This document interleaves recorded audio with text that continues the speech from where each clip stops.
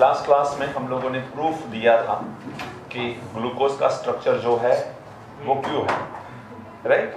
हमने different reactions के through देखा था कि कार्बन की 6 कार्बन की एक चेन है, फिर उसमें कार्बोनाइल ग्रुप है, फिर जो कार्बोनाइल है वो एल्डिहाइड है, देन आफ्टर 5 OH है, out of 5 OH 1 OH is a primary, एक कार्बन के ऊपर 2 OH नहीं है।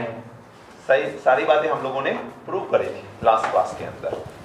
अब आज हम लोग स्ट्रक्चर ऑफ ग्लूकोज जो है उसमें थोड़ा सा चेंज लाएंगे, जो दिया है उसमें थोड़ा सा चेंज करेंगे हम लोग। तो देखिए स्ट्रक्चर ऑफ ग्लूकोज आपको ये जो दिख रहा है, जो हमने कल प्रूफ दिया था, इसमें मैंने D and L क्यों लिखते हैं उसका रीजन बता दिया था। इसमें कितने कायरल सेंटर है? 4, 1 2 3 4, लेकिन हम लोगों को सिर्फ मतलब कौन से कार्बन से?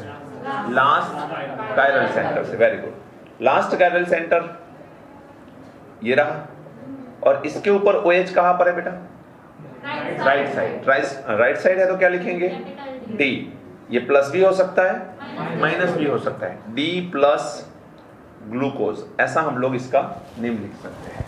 यदि ये OH लेफ्ट हैंड साइड होता तो इसे हम लोग L लिखते, और उस टाइम पे यदि इसे प्लस अज्यूम किया गया है तो वो माइनस होता।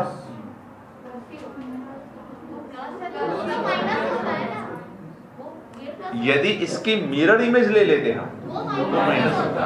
ये ध्यान रखो, मिरर इमेज ले लेते हैं तो माइनस होता। थोड़ा ध्यान रखना, छोटी छोटी बातें हैं लेकिन परेशान करेगी आपको। अब यहां पर कुछ लिमिटेशंस देखिए ग्लूकोज के स्ट्रक्चर के अंदर, तो आप लोग लिख सकते हो यहां पर लिमिटेशंस। अब लिमिटेशंस क्या है ग्लूकोज के स्ट्रक्चर की? तो पहली लिमिटेशन ये है कि आप सब जानते हो कि नॉर्मली कोई एल्डिहाइड ग्रुप होता है तो एल्डिहाइड ग्रुप स्कीफ बेस के साथ रिएक्शन देता है कि नहीं देता? बिल्कुल देता है, ये रिएक्शन देता है। मींस एल्डिहाइड स्कीफ बेस के साथ रिएक्शन बहुत अच्छी तरह से देता है। तो ग्लूकोज के अंदर एल्डिहाइड है कि नहीं बेटा? दिख रहा है हमें, ग्लूकोज के अंदर एल्डिहाइड है, तो ये भी स्कीफ बेस के साथ रिएक्शन देना चाहिए, बट ये नहीं देता है। तो यहां पर प्रॉब्लम ये है कि नॉर्मल एल्डिहाइड तो ये काम करते हैं, तो ग्लूकोज क्यों नहीं करता भाई? तो फिर दूसरा, एल्डिहाइड जो है वो नॉर्मली NH2OH के साथ addition followed by the elimination reaction देता है, बट ग्लूकोज की बात करें तो ग्लूकोज ये काम नहीं करता है। ग्लूकोज ये काम नहीं करता है। थर्ड नंबर, नॉर्मली एल्डिहाइड है तो सोडियम बाइसल्फाइड के साथ एडिशन रिएक्शन देते कि नहीं देते? बेटा NaHSO3 के साथ एडिशन रिएक्शन हम देख चुके हैं ना, सोडियम बाइसल्फाइड के साथ। तो नॉर्मल एल्डिहाइड तो ये काम करते हैं। ग्लूकोज का जब ये काम हमने करवाया तो ये काम ग्लूकोज ने मना कर दिया, मैं नहीं करूंगा। तो सवाल ये उठता है कि नॉर्मल एल्डिहाइड जो काम कर रहे हैं वो ग्लूकोज क्यों नहीं करता? तो यहां पर सिर्फ एक कंक्लूजन हम निकाल सकते हैं कि ये रिएक्शन हो रहे हैं due to presence of aldehyde group. Glucose में एल्डिहाइड ग्रुप फ्री ना हो तो ये नहीं हो रहे। ग्लूकोज में एल्डिहाइड ग्रुप है, सही है, बट फ्री ना हो, कहीं ना कहीं यूज हो चुका है, उसके अंदर ही ग्लूकोज के स्ट्रक्चर के अंदर ही एल्डिहाइड ग्रुप कहीं ना कहीं यूज हो चुका है। एंड इसी वजह से हम लोग लिख सकते हैं कि एल्डिहाइड नॉर्मल जो रिएक्शंस देते हैं वो ग्लूकोज रिएक्शंस नहीं देते हैं। तो यहां पर एक स्टेटमेंट लिखिए, मैं बोल रहा हूं, स्टेटमेंट लिखिए। This behaviour could not be explain by the open chain structure. This behaviour could not be explained by the open chain structure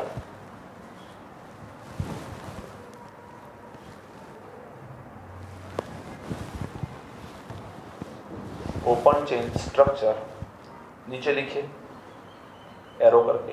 It was proposed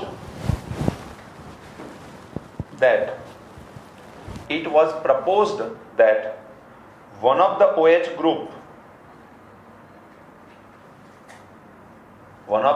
group may add to the CHO group to form one of the OH group add with the CHO group to form cyclic hemiacetal. Cyclic hemiacetal. ये hemiacetal कहाँ सुना हुआ लगता है, कहां पर आया था? एल्डिहाइड के एडिशन में। एल्डिहाइड के अंदर अल्कोहल का जब एडिशन करते थे तो एसिटाल एंड साइक्लिक एसिटाल दोनों आए थे, याद हो तो। यदि हम डायोल ऐड करते थे, इथाइन 1,2 डायल, तो हमें एसिटाल साइक्लिक फॉर्म में मिलता था। और सिर्फ अल्कोहल 2 मोल ऐड करते थे तो एसिटाल मिलता था, बीच में हेमी एसिटाल मिलता था। एसिटाल का आधा, हाफ स्ट्रक्चर, राइट। चलिए, तो यहां पर एल्डिहाइड ग्रुप फ्री नहीं है। अब वो फ्री नहीं है तो उसका हम लोग रीजन समझते हैं यहां पर कि फ्री नहीं है तो क्या स्ट्रक्चर बन सकता है। तो देखो जरा ध्यान से, ये नंबर 1 कार्बन, 2, 3, 4, 5 एंड 6 कार्बन है यहां पर एक ही लाइन में। अब मैं इसमें थोड़ा सा करेक्शन कर रहा हूं, आप जरा समझना। डबल बॉन्ड O एंड यहां पर मैं H लिख रहा हूं, तो लिख सकते हैं ना ऐसे एल्डिहाइड को। अब यहां से ये फिफ्थ नंबर का जो हाइड्रोजन है अल्कोहल का, ये हाइड्रोजन इसके साथ ज्वाइंट होगा और ये बॉन्ड ब्रेक हो चुका होगा। तो यहां पर कुछ ऐसा हुआ, OH H, फिर OH H, then OH H, फिर से OH H, फिर यहां पर H, नीचे CH2OH और यहां पर एक ऑक्सीजन बचा। ऐसा कुछ हुआ कि नहीं हुआ? मैंने क्या किया, यहां से हाइड्रोजन को यहां पर ज्वाइन कर लिया। अब 2 जगह ध्यान से देखोगे तो वैलेंसी डिस्टर्ब है। एक तो ये ऑक्सीजन की 2 वैलेंसी होनी चाहिए, उसकी जगह 1 है। इसकी 4 होनी चाहिए, उसकी जगह 3 है। तो हम क्या करेंगे, दोनों को अटैच करेंगे। तो यहां से ये कार्बन, बीच में ऑक्सीजन लिखेंगे यहां की जगह, और ऐसे ही स्ट्रक्चर को कंप्लीट करेंगे। अब आपको लगेगा सर इतना बड़ा बॉन्ड है। बेटा अरेंजमेंट वो तो उस तरह से करेंगे हम लोग कि बॉन्ड नॉर्मली ज्वाइंट हो सकता है। तो ये साइक्लिक स्ट्रक्चर है ग्लूकोज का। कैसा स्ट्रक्चर है? साइक्लिक स्ट्रक्चर है ग्लूकोज का। अब ये साइक्लिक स्ट्रक्चर को समझने के लिए हम लोग उसके फॉर्म को समझेंगे। 2 तरह के ग्लूकोज के फॉर्म है। नंबर 1, ग्लूकोज जो है वो 2 तरीके से मिलते हैं हम लोगों को, और फिर दोनों स्ट्रक्चर को मैं समझाता हूं आपको। एक को बोलते हैं हम लोग अल्फा ग्लूकोज, दूसरे को बोलते हैं हम लोग बीटा ग्लूकोज। अब ये अल्फा एंड बीटा में क्या फर्क है थोड़ा समझ लो। यहां पर हमें करना क्या है, कंसंट्रेटेड सॉल्यूशन अल्फा ग्लूकोज का होना चाहिए। कंसंट्रेटेड सॉल्यूशन में से हम लोग करेंगे crystallisation at 303 kelvin temperature, and जो फॉर्मेशन या जो फॉर्म ग्लूकोज का ऑब्टेन होगा या जो मिलेगा वो कौन सा होगा? अल्फा ग्लूकोज होगा। यहां पर क्या करते हैं हम लोग, तो यहां पर हम लोग सैचुरेटेड सॉल्यूशन लेंगे। Concentrated solution and saturated solution में फर्क होता है। सैचुरेटेड में ज्यादा अब डिसॉल्व नहीं हो सकता, कंसंट्रेटेड में और थोड़ा चाहो तो डिसॉल्व करवा सकते हो गर्म करके। तो सैचुरेटेड सॉल्यूशन है, इसका हम लोग करेंगे क्रिस्टलाइजेशन, एंड ये क्रिस्टलाइजेशन कर रहे हैं हम लोग at 371 kelvin temperature. At 371 kelvin temperature. तो जो फॉर्म ग्लूकोज का हमें मिल रहा है वो कौन सा होता है? बीटा। अब दोनों में फर्क क्या है वो समझते हैं। अब इसके लिए हम लोगों को एक पॉइंट समझना होगा, जरा ध्यान रखना बेटा, इस पॉइंट को समझ लो, शायद आपको थोड़ा बहुत आइडिया हो इसके बारे में।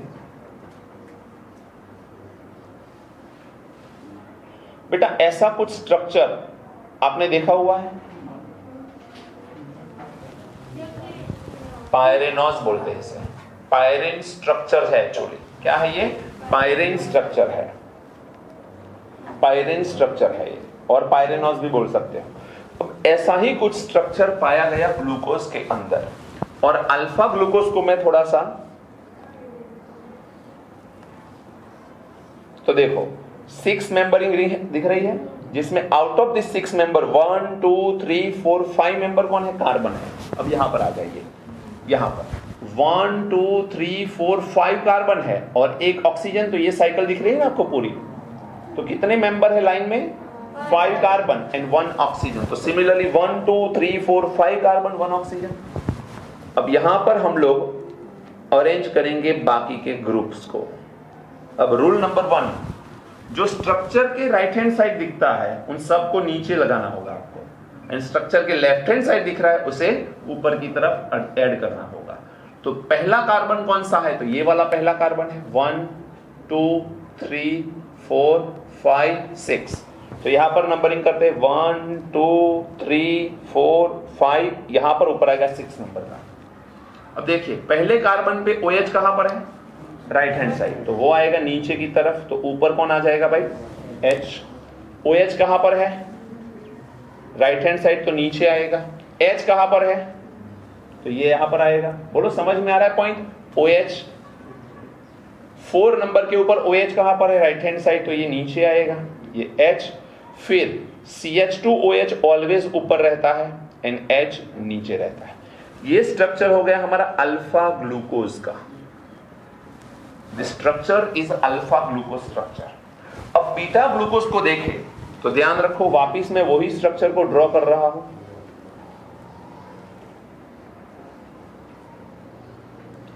अब बेटा हमने यहां पर जो अरेंजमेंट करी इसमें छोटा सा मैं चेंज कर रहा हूं। ये तो अरेंजमेंट पहले से थी, इसमें तो कोई चेंज नहीं करेंगे हम, बट ये C डबल बॉन्ड OH में कन्वर्ट किया हम लोगों ने।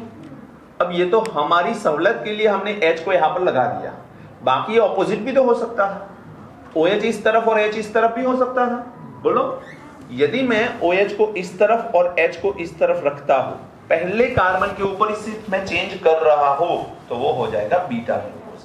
बाकी किसी भी कार्बन के ऊपर अरेंजमेंट में कोई चेंज नहीं करना, सिर्फ हमको जो कार्बोनिल ग्रुप OH में कन्वर्ट हो चुका है उसमें थोड़ा सा चेंज करना है। कितने लोग समझ पा रहे हैं भाई? सिर्फ कार्बोनिल कार्बन का OH ग्रुप जो है उसके डायरेक्शन को चेंज कर लो। तो ये कौन सा हो गया बेटा? Beta glucose. क्या किया? OH इस तरफ, H इस तरफ। तो अब ये पहला कार्बन, नंबर दे दो पहले, 1 2 3 4 5 एंड 6। पहले कार्बन के ऊपर H ऊपर था और OH नीचे था। अब H नीचे आएगा, जो राइट हैंड साइड है वो कहां लिखते हैं? नीचे। फिर OH, फिर यहां पर OH H H OH OH H CH2OH H। इसे हम लोग बोलेंगे बीटा ग्लूकोज। तो दोनों में फर्क समझ में आ रहा है कि नहीं? ओके। अब दूसरा पॉइंट, ये जो पहला कार्बन है बेटा ध्यान रखो, ये जो पहला कार्बन है जिसमें अरेंजमेंट चेंज कर करके हमने 2 डिफरेंट टाइप के ग्लूकोज बना लिए, इस कार्बन को हम लोग एक नाम बोलते हैं, that is anomeric carbon. This carbon is known as anomeric carbon. तो अल्फा एंड बीटा ग्लूकोज के स्ट्रक्चर कौन से कार्बन के ऊपर डिफरेंट अरेंजमेंट से फॉर्म होते हैं? Anomeric carbon. Anomeric carbon answer होना चाहिए, एनोमेरिक कार्बन। समझ में आया कि नहीं? एनोमेरिक कार्बन के ऊपर डिफरेंट अरेंजमेंट कर लो तो आपको डिफरेंट ग्लूकोज के स्ट्रक्चर मिलेंगे।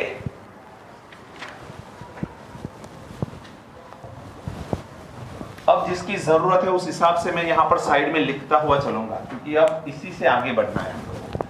तो यहां पर मैं एक स्ट्रक्चर ड्रॉ कर रहा हूं।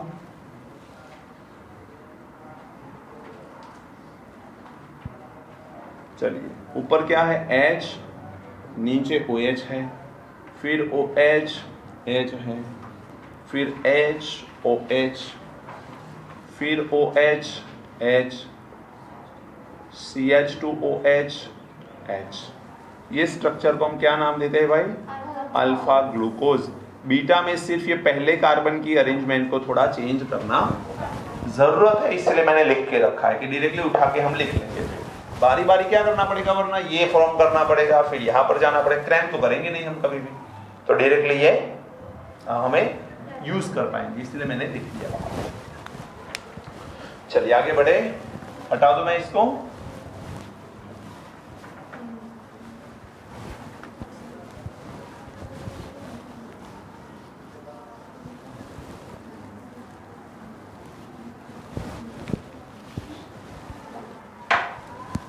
अब हम लोगों को दूसरी एक मोनोसैकेराइड का स्टडी करना है एंड वो है फ्रुक्टोज। फ्रुक्टोज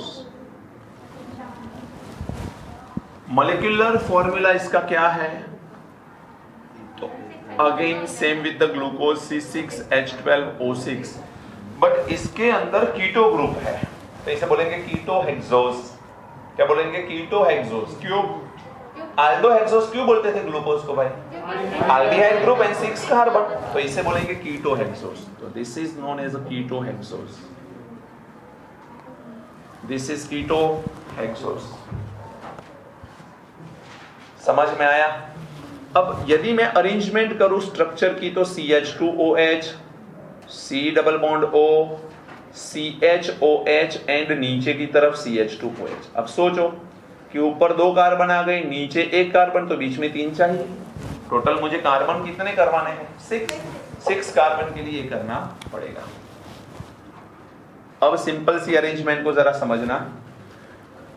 यहां पर भी साइक्लिक स्ट्रक्चर फॉर्म होता है, मैं डायरेक्टली बता देता हूं कैसे करना है। C double bond O, CH2OH। हम लोगों को कार्बोनाइल कार्बन के ऊपर जो ऑक्सीजन है उसी को हाइड्रोजन देना है। तो ये जो हेमी एसिटाल बनता था वो हेमिकीटाल बनेगा। बोलो, हेमिकीटाल बनेगा कि नहीं? कीटोन है। यहां पर आएगा OH, फिर आएगा OH, फिर आएगा OH, H एंड CH2OH। ये ग्रुप हो गया हमारा। अब जरा समझना ध्यान से, ये जो कार्बन है इसको नंबरिंग दे दे हम, तो this is the first, second, third, fourth, fifth and 6 carbon. कौन से कार्बन का हाइड्रोजन जाएगा? बोलो, 5th वाला, क्योंकि ये लास्ट कायरल सेंटर है। लास्ट कायरल सेंटर का हाइड्रोजन यहां से शिफ्ट होगा। कहां पर? इसके साथ ज्वाइंट होगा। बेटा समझ में आ रहा है कि नहीं पॉइंट? चलिए, तो यहां पर मैं हाइड्रोजन को रखूंगा, इसे हटा दूंगा। यहां से हाइड्रोजन हट गया। अब ये जो है कार्बन सेकेंड नंबर का, ये ज्वाइंट होगा। अभी ऑक्सीजन यहां पर अच्छा नहीं लगता, बीच में रखो, थोड़ा अच्छा लगेगा स्ट्रक्चर। That's it. बोलिए, बात समझ आई कि नहीं? ये जो स्ट्रक्चर हमको मिल रहा है इसे बोलेंगे हम लोग alpha D minus fructose. Fructose या फ्रुक्टोफ्यूरानोज बोल सकते हैं, क्योंकि फ्यूरान रिंग के साथ ये मैच होता है। ये देखो, एक मिनट, यहां पर मैंने अल्फा ग्लूकोज बोला। यदि आपको एग्जाम के अंदर ऐसा लिख के दे alpha glucopyranose, it is okay, क्योंकि पायरेन स्ट्रक्चर का ये है, तो अल्फा ग्लूकोपाइरेनोज, बीटा ग्लूकोपाइरेनोज ऐसा लिख सकते हो आप। तो ये रिंग जो है वो फ्यूरान रिंग के साथ मैच हो रही है। फ्यूरान रिंग कैसी है जरा समझ लो, कुछ इस तरह से है। कितने मेंबर की रिंग दिख रही है आपको? 5। आउट ऑफ 5 1 2 3 4 कार्बन और एक ऑक्सीजन। तो यहां पर भी देखो 1 2 3 4 कार्बन एंड एक ऑक्सीजन। बोलो, समझ में आया कि नहीं? तो यहां पर 1 2 3 4 कार्बन एंड 1 ऑक्सीजन। तो अब हम लोग फ्यूरान रिंग के साथ इसको मैच करेंगे। फ्यूरान रिंग से मैचिंग करने के लिए हम लोग यहां पर लिखेंगे कुछ इस तरह से, इस तरह से स्ट्रक्चर बनाएंगे, मटका। ये कार्बन नंबर क्या होगा? सेकेंड। 1 नंबर तो बेटा आगे पीछे रहेगा। साइकिल में कौन से कार्बन से शुरुआत हो रही है? सेकेंड नंबर से। तो second, third, fourth, fifth and 6th। अब देखिए OH कहां पर है? Right hand side. कहां लिखो? नीचे। फिर H, फिर OH। CH2OH हम लोग ऊपर लिखेंगे। थोड़ा सा इस तरफ पेस कम है तो मैं इस तरफ लिख लूं। CH2OH, ये 6 नंबर का कार्बन है। चलिए, अब यहां पर आएगा H, यहां पर आएगा H, ऊपर आएगा OH एंड यहां पर क्या आ जाएगा? CH2OH। समझ में आया? अब मुझे इसका दूसरा फॉर्म करना है या दूसरा स्ट्रक्चर फॉर्म करवाना है। कौन से कार्बन के ऊपर अरेंजमेंट चेंज करूं? बोलो, फर्स्ट कार्बन के ऊपर कैसे चेंज कर सकते? Second. This is anomeric carbon. Anomeric carbon किसे बोलेंगे हम? कार्बोनाइल कार्बन को। एनोमेरिक कार्बन जो है उसी को हम लोग अरेंजमेंट में डिफरेंट देखें हम लोग डिफरेंट स्ट्रक्चर बना सकते हैं। इसे बोलेंगे हम लोग alpha D minus, practically proof है कि माइनस मिला, अल्फा डी माइनस फ्रुक्टोफ्यूरानोज।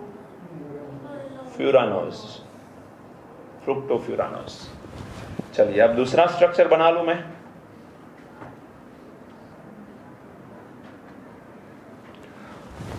ये सेकेंड नंबर,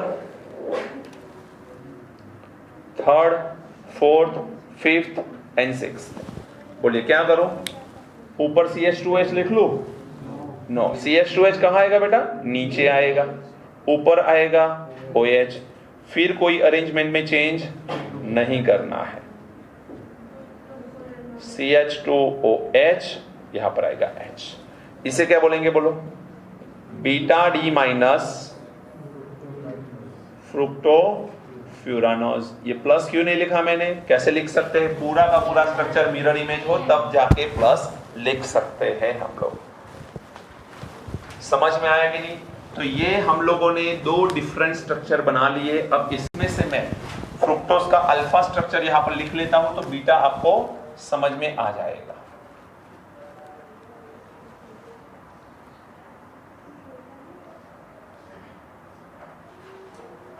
चलिए यहां पर क्या है? CH2OH है, फिर यहां पर OH है, फिर HOH, फिर नीचे OH H, CH2OH and H।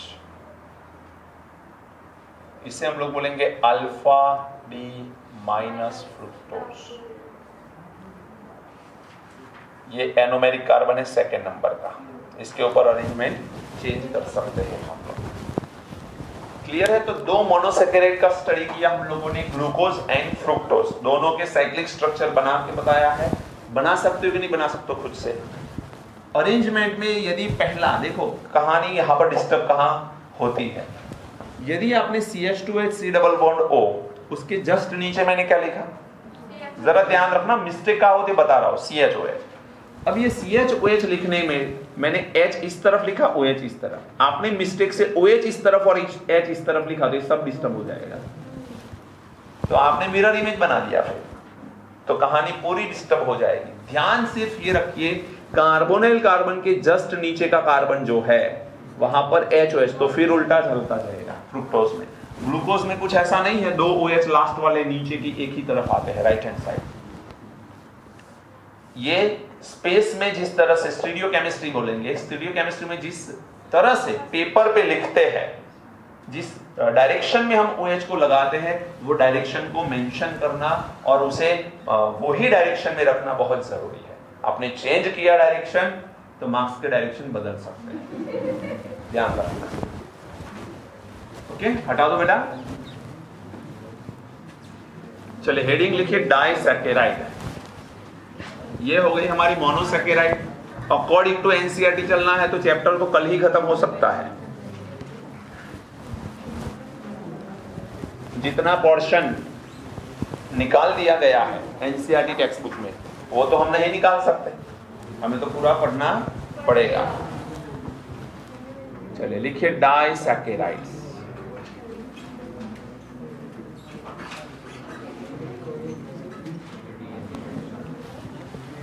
भाई आवाज नहीं। डाइसैकेराइड्स, चलिए लिखिए डाइसैकेराइड्स। पहले तो किसे बोलते हैं? यस, यहां पर हम लोग कोई सैकेराइड ले लें, मान के चलो वो डाइसैकेराइड है। तो डाइसैकेराइड का जब भी आप हाइड्रोलाइसिस करोगे in the presence of H+ और एनी एंजाइम्स, तो ये हमको 2 मोल क्या देंगे? मोनोसैकेराइड्स। अब यहां पर दो सवाल है, दोनों सेम होने चाहिए तो जरूरी नहीं है। दो डिफरेंट मोनोसैकेराइड भी मिलेंगे तो अलग अलग मोनोसैकेराइड के 1 मोल भी मिल सकते हैं, या दोनों सेम मोनोसैकेराइड के 2 मोल मिल सकते हैं। ये ध्यान रखना है आपको। मैंने 2 मोल मोनोसैकेराइड लिख लिया, दैट डजंट मीन कि दोनों सेम ही होंगे। समझना ध्यान से, 2 मोनोसैकेराइड मिलेंगे आपको, बस इतना दिमाग में रखिए। तो यहां पर आप ऐसे भी लिख सकते हो, मोनोसैकेराइड्स 1+1, ऐसे भी लिख सकते हो। क्लियर? अब लिखिए, स्टेटमेंट एक लिखवा रहा हूं मैं इसमें। 2 monosaccharides are joined together. 2 monosaccharides are joined together by an oxide linkage.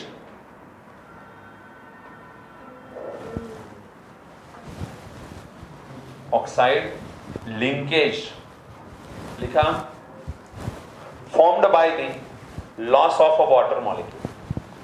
Formed by the loss of a water molecule. इस स्टेटमेंट को समझना है तो इस रिएक्शन को जस्ट उल्टा सोचो, तुरंत समझ में आ जाएगा। डाइसैकेराइड का हाइड्रोलाइसिस किया, पानी का मॉलिक्यूल डाला तो मोनोसैकेराइड के 2 मॉलिक्यूल मिले। मोनोसैकेराइड को ज्वाइन करोगे, पानी का मॉलिक्यूल रिमूव होगा, तब जाके हमको डाइसैकेराइड का 1 मोल मिलेगा। समझ में आ रहा है कि नहीं? जस्ट रिवर्स रिएक्शन सोचोगे, तुरंत दिमाग में समझ में आए, ऐसी चीज है। लिखिए statement, this oxide linkage is known as a glycosidic linkage. Spelling check करना, glycosidic linkage. This oxide linkage is known as a glycosidic linkage. Clear? अब एक एक करके हमको डाइसैकेराइड पढ़ने हैं, मोनोसैकेराइड पढ़ चुके हैं। पहला लिखिए सुक्रोज।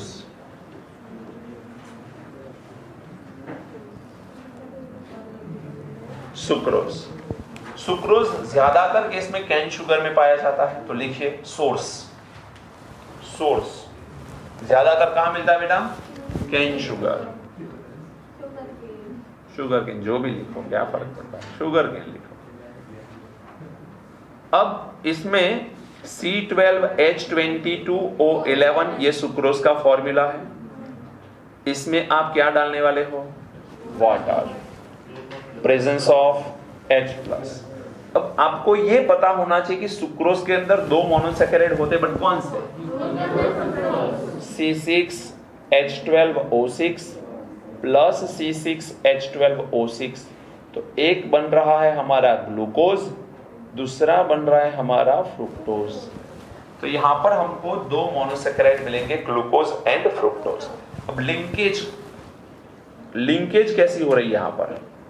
तो लिंकेज में आपको लिखना है C1O4। C2 है,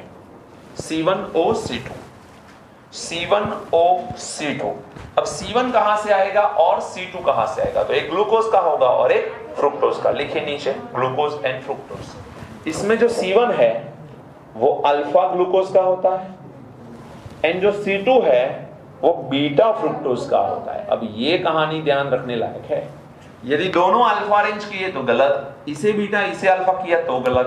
बीटा फ्रुक्टोज ही चाहिए, अल्फा ग्लूकोज ही चाहिए। अब इसीलिए मैंने ये स्ट्रक्चर यहाँ पर लिख के रखा कि अल्फा के साथ अल्फा नहीं चाहिए, बीटा। बट ये करना क्या है? तो ये ऊपर नीचे करना है हमें। एक स्ट्रक्चर पता है तो दूसरा तो कर ही सकते हैं। तो अब हम लोग यहाँ पर दोनों को ड्रॉ करेंगे। तो चलिए, अल्फा ग्लूकोज,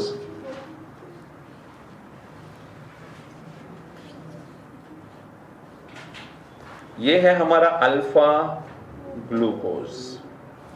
अल्फा ग्लूकोज में ऊपर क्या है बेटा? OH, नीचे क्या है?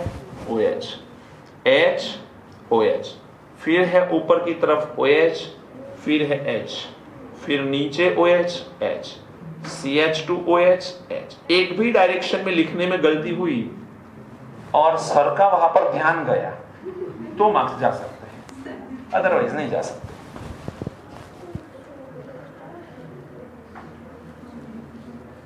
फ्रुक्टोज 5 मेंबर रिंग, अब बेटा थोड़ा समझो कि मुझे C2 कार्बन को यहां पर, पहले तो लिंकेज देखो, पहला कार्बन ग्लूकोज का, तो ये फर्स्ट कार्बन दिख रहा है हमें। लिंकेज में मुझे यूज कौन सा कार्बन करना है? फर्स्ट। तो ये फर्स्ट तो दिख ही रहा है कि लिंकेज में जाएगा। अब इसका कौन सा कार्बन बोल रहा है हमने? 2। अब दैट मीन्स मुझे इसे उल्टा करके लिखना पड़ेगा। इसे ऐसा करके लिखना पड़ेगा ना, 2 नंबर मुझे लिंकेज में यूज करवाना है। तो ये कौन सा नंबर आएगा 2। अब जरा समझो कि CH2OH में alpha glucose alpha D minus fructose में CH2OH कहां था, ऊपर। थोड़ी देर के लिए मैं आपको अल्फा ही लिख के बताता हूं, फिर बीटा में एक और अरेंजमेंट कर रहे हैं हम लोग।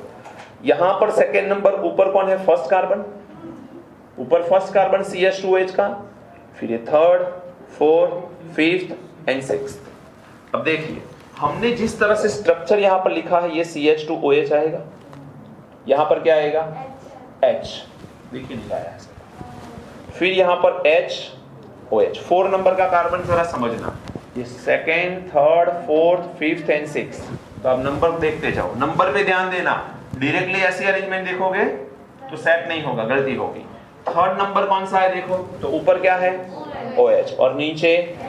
सेकेंड नंबर पे क्या है, ऊपर की तरफ CH2OH और नीचे OH। अब ये तो मैंने अल्फा ड्रॉ किया, अब मुझे करना कौन सा है, बीटा। अब बीटा ड्रॉ करना है तो मैं एक काम ये कर सकता हूं कि इसको ऑपोजिट करूं और लिंकेज इस तरह से करूं।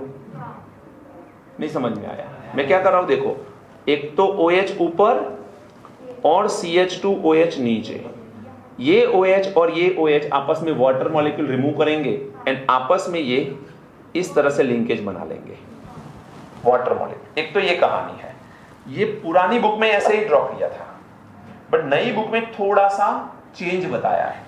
उन्होंने क्या किया है, अब जरा समझ लेना। OH को नीचे ही रखा है, ये CH2OH है, अब OH को यहां पर ही रखा गया है और ये दोनों के बीच में ही लिंकेज बताई गई है। अकॉर्डिंग टू दिस वन है तो अल्फा हो गया, बट ये सारी चीजें उल्टी कर दी तो बीटा हो गया। इसे एज इट इज रखा और इन सब की अरेंजमेंट को चेंज किया तो ओवरऑल क्या हुआ, बीटा हो गया ना फिर तो ये according to NCERT text book है। आप चाहो तो OH ऊपर रख के ऐसे भी कर सकते हो, बट क्वेश्चन कुछ भी आ सकता है दोनों में से, तो बी केयरफुल। तो यहां पर मैं क्या कर रहा हूं, H को ऊपर, OH को नीचे, फिर OH को ऊपर, H को नीचे। CH2OH ऊपर था, H ऊपर ले लिया, CH2OH नीचे ले लिया, और यहां पर मैं ये अरेंजमेंट कर रहा हूं। बोलिए बात समझ आई कि नहीं। तो यहां पर ये दोनों के बीच में अरेंजमेंट हुई, alpha glucose and beta fructose. Beta fructose का कौन सा कार्बन यूज हुआ, सेकेंड, अल्फा ग्लूकोज का first. Overall structure plus sucrose देता है, ओवरऑल स्ट्रक्चर हमें प्लस सुक्रोज देता है। थोड़ा लोडिंग रहेगा मैथ्स वाले बच्चे के लिए, लेकिन थोड़ा ध्यान रखना, ये ओवरऑल स्ट्रक्चर प्लस सुक्रोज देता है।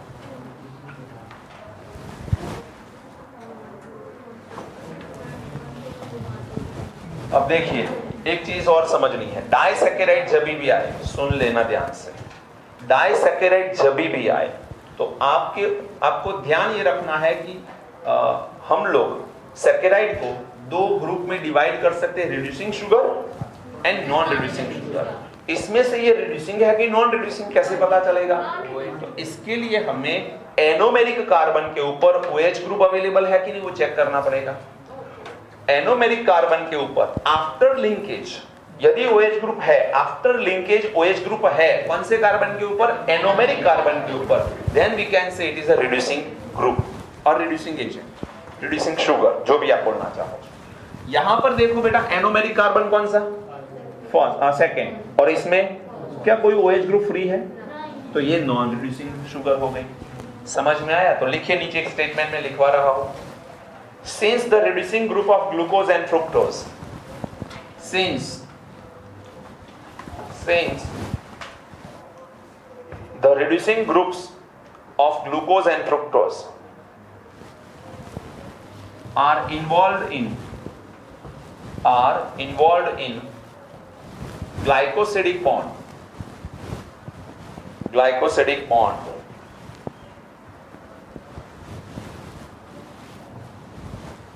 are involved in glycosidic bond, so it is a non-reducing sugar.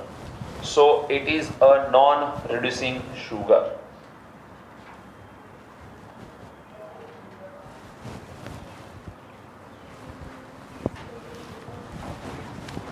समझ में आया? अब जरा समझना, सुक्रोज का मैं हाइड्रोलाइसिस करूं तो मुझे क्या मिलता है बेटा? Very good, glucose and fructose.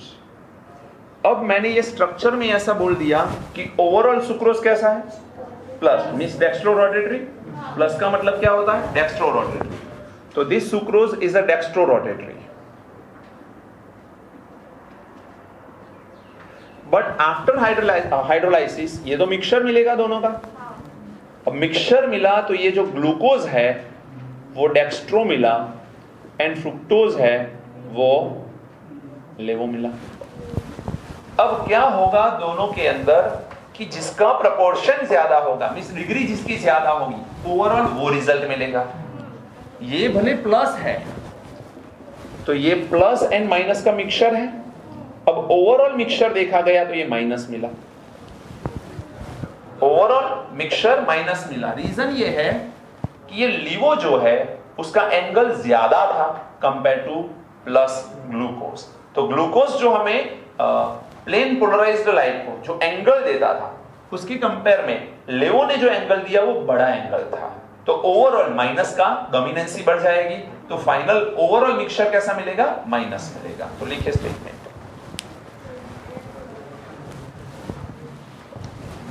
ये जो लिवो है वो है 92.4 डिग्री, 92.4 डिग्री एंड 52.5 है dextro.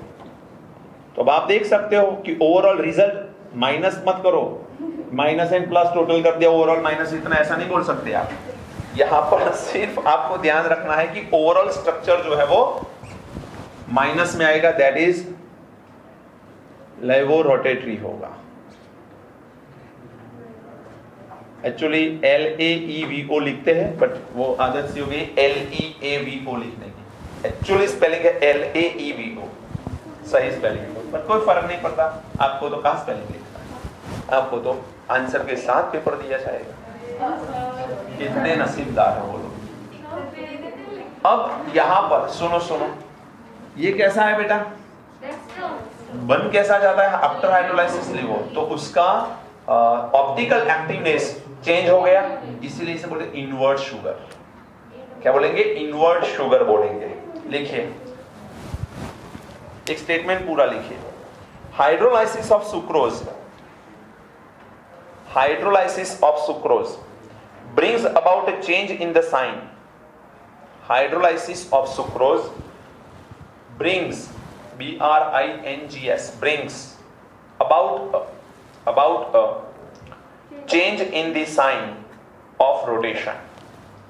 Change in the sign of rotation from dextro to levo. From dextro to levo. And the product is named as a invert sugar. And the product is named as a invert sugar. तो product को हम invert sugar के नाम से क्यों जानते हैं भाई? क्योंकि उसने साइन चेंज कर ली। क्लियर? चलिए लिखिए। एक स्टैंडर्ड स्वीटनेस यदि हम लोग तय करना चाहें तो sucrose having a standard sweetness, बाकी सारी से सैकेराइड है उन सबकी स्वीटनेस इंडेक्स इसके बिहाफ में तय करी जाती है। स्टेटमेंट लिखिए। Sweetness index of sucrose, sweetness index of sucrose is taken as a standard which is 100. Taken as a standard which is 100. Which is 100. As per this, glucose, fructose and lactose possess, glucose, fructose and lactose possess sweetness index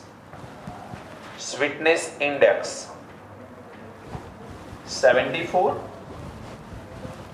173 and 16 respectively. 74, 173 and 16 respectively. तो आपसे पूछा जाए कि कौन सी saccharide का sweetness index कम है, तो number आपके सामने है 16 लैक्टोज। दूसरा पॉइंट ये भी आ सकता है कि कौन सबसे कम स्वीट है, तो वही आएगा जिसका स्वीटनेस इंडेक्स कम, वो सबसे कम स्वीट होगा। समझ में आया कि नहीं? तो दूध इतना अच्छा हमको मीठा नहीं लगता, रीजन है कि स्वीटनेस इंडेक्स ही कम है उसका। समझ में आया? लिखिए देन आफ्टर। यदि हम लोग सुक्रोज ले लें, ये सारी चीजें आपको बुक में नहीं मिलेगी बेटा, एनसीईआरटी में भी नहीं दी है। 483 केल्विन तक इसे हम लोग गर्म करें एंड 100% वाटर को निकाल दें। जितना वाटर इसके अंदर पाया जाता है वो सारा का सारा वाटर हम निकाल लें, तो यहां पर एक एमोर्फस सब्सटेंस पाया जाता है। अमॉर्फस सब्सटेंस जो होता है ब्राउन कलर का, जिसे हम लोग बोलेंगे कैरेमल। कैरेमल पाउडर नाम सुना होगा आपने, जो आइसक्रीम बनाने के लिए फिर मिठाई बनाने के लिए यूज करते हैं। तो ये कैरेमल ऐसे बनता है, caramel powder. Caramel used as a colouring agent. Caramel का यूज क्या है बेटा? Used as a colouring agent. हम तो सिर्फ एक ही कलर का जानते हैं, इसमें कलर ऐड करके डिफरेंट कलर के कैरेमल बनाए जाते हैं। Used as a colouring agent in making of sweet and ice cream. शायद ही कोई ऐसा होगा जो इससे नफरत करता हो। रेयर केस, फिर वो रेयर ही होगा। बॉडी चेक की जाए उसकी। मूड तो ठीक है, कभी कभी वो ठीक है कि हम मना कर दे कि नहीं खाना, वो गला खराब है तो मना ही करेंगे। बट रेगुलर केसेस में तो मैरिज फंक्शन में आइसक्रीम यदि देनी है तो कितना ध्यान रखना पड़ता है कि हुमला ना हो जाए, वरना क्या होगा, किसी एक डिपार्टमेंट में पूरी आइसक्रीम खत्म हो जाए। इतना ध्यान रख। और सोल्जर भी बहुत होते हैं वहां पर, एक्स्ट्रा आइसक्रीम नहीं मिलेगी।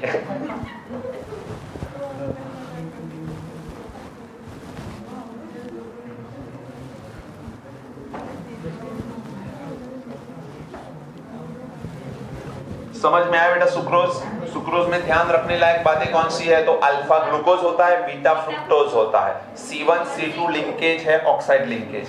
इसमें ग्लूकोज एंड फ्रुक्टोज दोनों की रोटेशन को देखा जाए तो glucose plus and fructose minus, overall जब हाइड्रोलाइसिस के बाद मिक्सचर मिलेगा वो माइनस मिल जाएगा। आपको वैल्यू याद रखने की कोई जरूरत नहीं है, बट ये पॉइंट पता होना चाहिए। एनोमेरिक कार्बन का OH फ्री नहीं है, that's why this is a non reducing agent है। और दो स्वीटनेस नंबर के बारे में बताया, जो नंबर है वो याद करने पड़ेंगे आपको, एंड कैरेमल पाउडर क्या होता है उसके बारे में आपको नॉलेज होना चाहिए। क्लियर? चलिए लिखिए नेक्स्ट, दैट इज माल्टोस।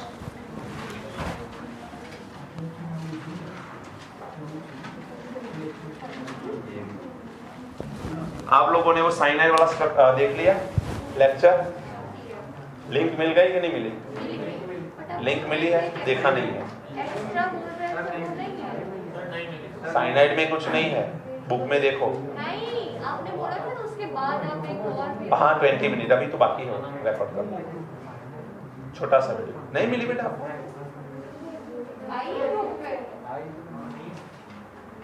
चलो पूछ लेता हूँ, शायद मैथ्स के ग्रुप में रह गया कि क्या, पूछ लेता हूँ सर से, अभी सेंड करवा दो, कहती बाकी है। चलिए लिखिए माल्टोस।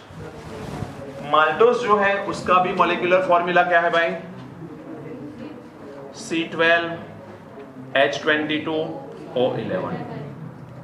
C12H22O11 इसका हम करेंगे हाइड्रोलाइसिस H प्लस की प्रेजेंस में, तो मिलेगा C6H12O6, C6H12O6। ये पहला वाला होता है ग्लूकोज और दूसरा वाला भी होता है ग्लूकोज। इसमें अच्छी बात यह है कि दोनों ग्लूकोज ही है। अब देखो लिंकेज के बारे में, तो यहां पर लिंकेज होता है C1O4। लिखिए लिंकेज करके। लिंकेज कौन सी है बेटा? C1O4। पहली जो लिंकेज है वो है अल्फा डी ग्लूकोज की, अल्फा डी ग्लूकोज की लिंक है। दूसरा भी सेम है, अल्फा डी ग्लूकोज। तो यहां पर तो 2 अल्फा ले लो और फिर C1NC4 से ज्वाइन कर लो, तो जो है ऐसा ही लिखना है और कुछ करना नहीं है।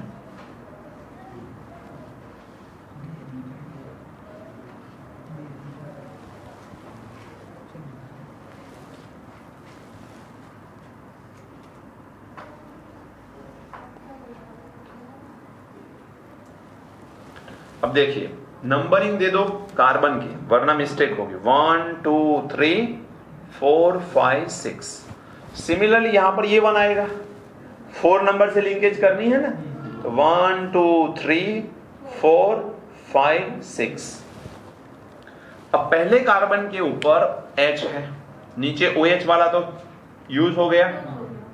चलिए फिर H OH OH H H OH CH2OH H। यहां पर आएगा HOH, पहला कार्बन एनोमेरिक कार्बन, फिर आएगा HOH, फिर OHH, 4th नंबर पे ऊपर H, यहां पर आएगा CH2OH एंड H। ये हो गए माल्टोज। क्या है भाई? माल्टोज। ओवरऑल स्ट्रक्चर है ये प्लस, तो यहां पर लिखेंगे प्लस माल्टोज, प्लस माल्टोज। अब यहां पर थोड़ा ध्यान ये रखना है कि एनोमेरिक कार्बन के ऊपर H एंड OH की अरेंजमेंट देखिए। तो यहां पर एनोमेरिक कार्बन मैंने यहां पर लिखा है अल्फा डी ग्लूकोज, आप चाहो तो बीटा डी ग्लूकोज ले सकते हो, लेकिन जो ओवरऑल माल्टोज बनेगा फिर वो बीटा वाला बनेगा, बीटा प्लस माल्टोज लिखेंगे हम। एनोमेरिक कार्बन के ऊपर जो OH है वो अल्फा को रिप्रेजेंट कर रहा है कि बीटा को अभी एट प्रेजेंट, तो ये अल्फा प्लस माल्टोज हुआ। यदि मैं OH को ऊपर और H के नीचे लिखता तो overall maltose beta plus maltose बन जाता। समझ में आ रहा है? 2 माल्टोज के स्ट्रक्चर, ऐसा ग्लूकोज में तो नहीं बोला मैंने, क्योंकि एनोमेरिक कार्बन ही नहीं बचा था। एनोमेरिक कार्बन क्या फ्री था वहां पर? C1 वहां पर यूज हो गया, फ्रुक्टोज का C2 यूज हो गया, तो दोनों में से किसी का भी एनोमेरिक कार्बन फ्री नहीं था। यहां पर ये एनोमेरिक कार्बन फ्री है, तो इसके अकॉर्डिंग हम लोग सारा नोमेनक्लेचर करेंगे। तो ये प्लस है, इसको क्या लिखेंगे? अल्फा। एक काम करो, ये प्लस माल्टोज ही रखो, इसे मैं बोलूंगा अल्फा माल्टोज का स्ट्रक्चर है। और यदि मैं OH ऊपर और H को नीचे रखूंगा, ऐसा कर दूंगा, तो ये क्या बन जाएगा भाई? बीटा माल्टोज बोलेंगे पूरे स्ट्रक्चर को। समझ में आया कि नहीं? सिर्फ इसे अरेंज करना है यहां पर, तो ये हो जाएगा बीटा माल्टोज। कितने लोग समझ पा रहे हैं? क्या ये रिड्यूसिंग शुगर है? बिल्कुल, क्योंकि एनोमेरिक कार्बन के ऊपर OH ग्रुप अवेलेबल है। तो लिखिए the free group available on a anomeric carbon, free group available on a anomeric carbon, so it shows reducing property, it show a reducing property, and that's why this is the reducing agent, this is the reducing agent।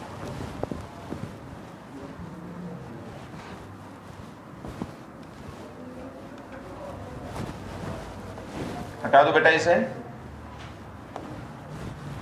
चलिए third disaccharide लिखिए।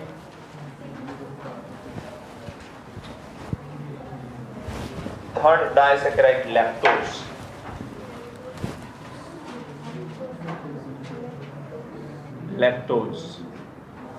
Lactose milk में पाया जाता है।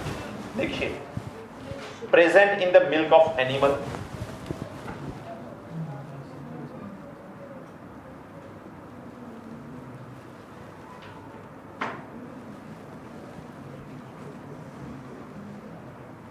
present in the milk of animals। Second statement, so it is known as a milk sugar, so it is known as a milk sugar। बहुत आसान सी बात है।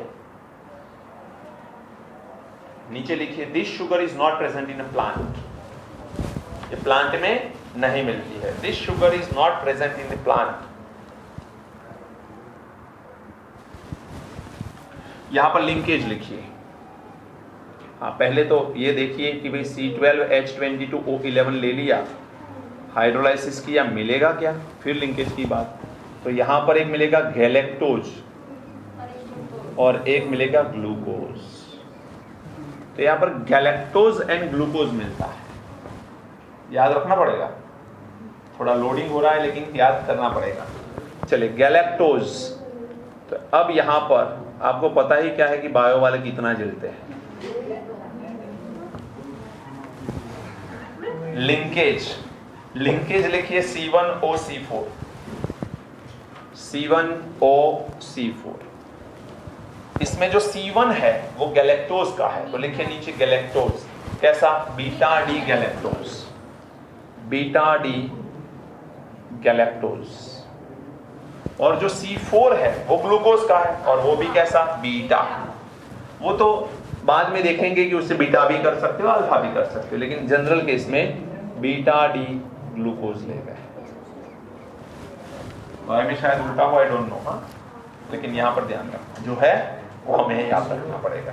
बहुत सारे डिफरेंट बुक में अलग अलग होता ही है। इसमें हम अल्फा भी करेंगे, क्योंकि इसका देखो C4 है तो एनोमेरिक इसका फ्री होगा, तो बदल सकते हैं। अब गैलेक्टोज का स्ट्रक्चर एंड ग्लूकोज के स्ट्रक्चर में सिर्फ एक अंतर है। ये जो ग्लूकोज का दिख रहा है आपको, सिर्फ 4th नंबर का जो कार्बन है उसमें OH ऊपर और H को नीचे कर दो, दैट इज अ गैलेक्टोज। बाकी सब कुछ सेम, कोई चेंज नहीं है। लेकिन हमें स्ट्रक्चर कौन सा लाना है? बीटा का। तो बीटा में हम 2 अरेंजमेंट करेंगे, ये OH ऊपर H नीचे, तब बीटा बोलेंगे।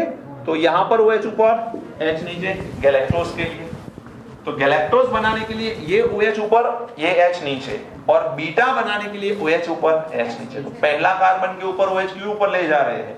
बीटा लाने के लिए, और 4th कार्बन के ऊपर ग्लूकोज को गैलेक्टोज में कन्वर्ट करने के लिए।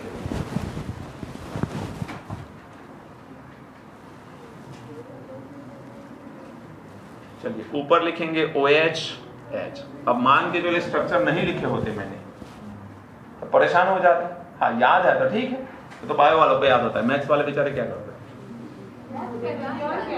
याद करेंगे अभी, वो करने के बाद ठीक है, बट अभी उन्होंने तो देखा ही पहली बार ये सब लाइफ। डन। चलिए, अब ग्लूकोज को देखते हैं बेटा।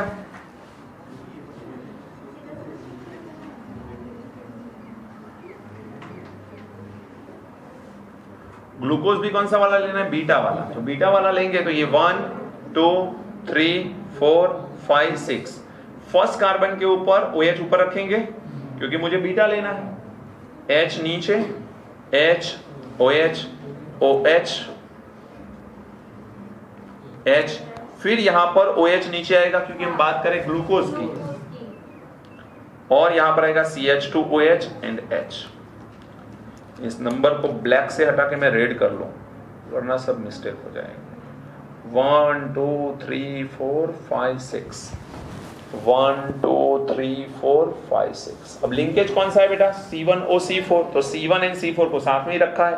अब ये लिंकेज देखो इस तरह से दिख रहा है आपको, यहां से OH जाएगा, यहां से H जाएगा, ऑक्सीजन बीच में लिखेंगे, तो ये लिंकेज हो गई। इसे बोलेंगे हम लोग लैक्टोज। अब ये लैक्टोज ओवरऑल प्लस होता है, बट ये अल्फा भी हो सकता है, बीटा भी। कैसे? अब ये क्या है? यहां पर OH कहां पर है बेटा? ऊपर, तो ये बीटा को रिप्रेजेंट कर रहा है। यदि मैं H ऊपर और OH नीचे लेता तो ये अल्फा को रिप्रेजेंट करता कि नहीं? क्या लैक्टोज रिड्यूसिंग शुगर है? एनोमेरिक कार्बन के ऊपर फ्री ग्रुप है, तो लिखिए statement, lactose is a reducing sugar. Lactose is a reducing sugar. Lactose reduced, lactose reduced failing solution and form phenylhydrazine from phenylhydrazine also, phenylhydrazine from phenylhydrazine also। तो ये क्या कर सकता है बेटा, एक तो ये फेलिंग सॉल्यूशन को रिड्यूस कर सकता है, दूसरा क्या कर सकता है, फिनाइल हाइड्रेजिन से फिनाइल हाइड्रेजोन को बना सकता है। अब ये डाइसैकेराइड खत्म हुई, अभी हम पॉलीसैकेराइड देखेंगे कल। ओके, पॉलीसैकेराइड के बारे में कल देखेंगे। आप चाहो तो इसके 1-2 लेक्चर में ऑनलाइन दे दूं आपको, तो थोड़ा जल्दी खत्म हो सके हमारा सिलेबस। यही रखो, हाँ वो तो आएगा।